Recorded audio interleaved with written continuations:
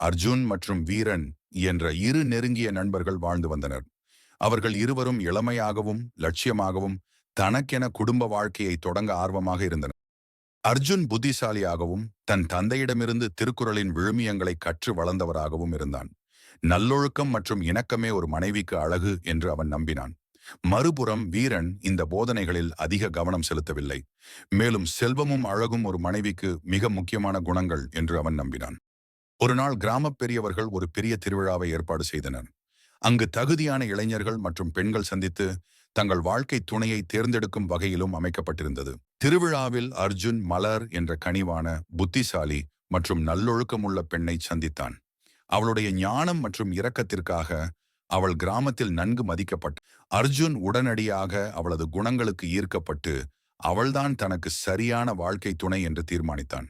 ஆனால் வீரன் தன் அழகுக்கும் தந்தையின் செல்வத்துக்கும் பெயர் பெற்ற பாவை என்ற பெண்ணால் ஆட்கொண்டான். அவள் வசீகரமானவள், ஆனால் பொறுமை, இரக்கம், ஞானம் ஆகிய குணங்கள் இல்லை. அவர்கள் உண்மையிலேயே இணக்கமானவர்களா என்பதை கருத்தில் கொள்ளாமல் பாவையை விரைவில் திருமணம் செய்து கொள்ள முடிவு செய்தான்.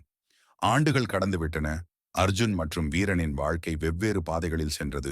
அர்ஜுனும் மலரும் அன்பு, புரிதல் மற்றும் பரஸ்பர மரியாதை நிறைந்த ஒரு மகிழ்ச்சியான குடும்ப வாழ்க்கையை வாழ்ந்தனர்.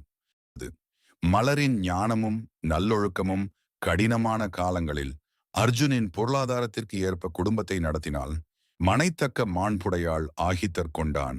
வளத்தக்காள் வாழ்க்கை துணை, அதாவது இல்லறத்திற்குரிய பண்புகளுடன் பொருள் வளத்துக்கு தக்கவாறு குடும்பம் நடத்துபவள், கணவனின் வாழ்வுக்கு பெருந்துணையாவாள் என்ற குறளுக்கு எடுத்துக்காட்டாக அர்ஜுன் மலர் வாழ்க்கை அமைந்தது.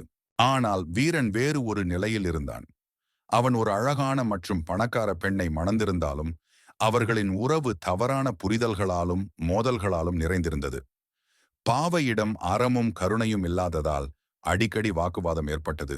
மேலும் செல்வமும் அழகும் மட்டுமே மகிழ்ச்சியான திருமணத்தை தக்க வைக்க முடியாது என்பதை வீரன் உணரத் தொடங்கினான். மனைமாட்சி இல்லாள்கண் இல்லாயின் வாழ்க்கை இணைமாட்சி தாயினுமில். அதாவது, நற்பண்புள்ள மனைவி அமையாத இல்வாழ்க்கை எவ்வளவு சிறப்புடையதாக இருந்தாலும் அதற்கு தனிச்சிறப்பு கிடையாது என்ற குறளுக்கு ஏற்ப வீரா மற்றும் பாவையின் வாழ்க்கை அமைந்திருந்தது.